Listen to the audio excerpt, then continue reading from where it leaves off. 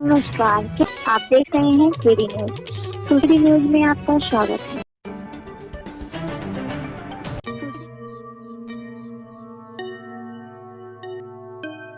बिखरते India गठबंधन की जंग, क्या बिहार फिर तय करेगा 2029 का रास्ता?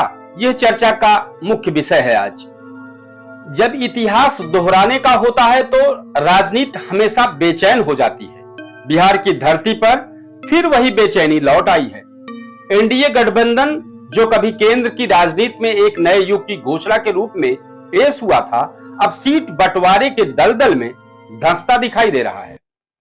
एक शेर से खबर की शुरुआत करते हैं। हजारों ख्वाहिशें ऐसे कि हर ख्वाहिशें पे दम निकले। हजारों ख्वाहिशें ऐसी कि हर ख्वाहिश पे दम निकले। बहुत निकले मेरे अरमां, लेकिन फिर भी कम निकले। खबर को विस्तार देते हैं। तेजस्वी यादव की महत्वाकांक्षा, कांग्रेस की असंतुष्टि और वाम दलों की नाराजगी, तीनों ने मिलकर उस एकता की दीवार में दरार डाल दी है जिसे 2024 में विपक्ष की सबसे बड़ी ताकत कहा गया था। अब चर्चा है कि जब एकता का नारा गणित में बदल गया। अब गणित में कैसे बदला है? पहले चरण की 71 सीटों पर नामांकन पूरे हो चुके हैं, लेकिन इंडिया गठबंधन का गणित अब तक अधूरा है।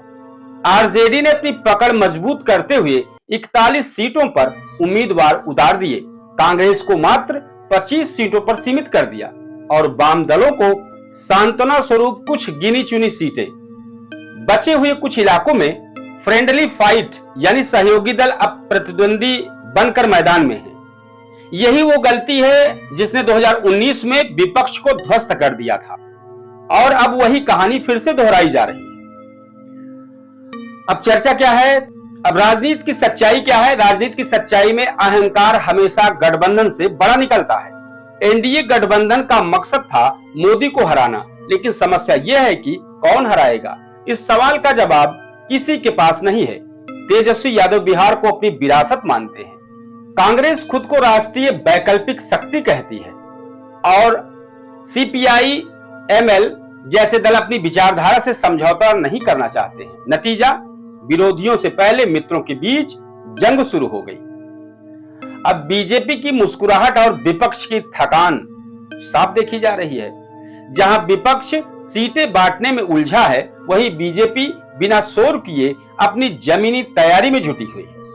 नरेंद्र मोदी की लोकप्रियता, नीतीश कुमार का प्रशासनिक अनुभव और संगठन का अनुशासन, ये तीनों मिलकर इस साइलेंट स्ट्राइक की तैयारी कर रहे हैं जो चुनाव के दिन नतीजों में बदल सकती है।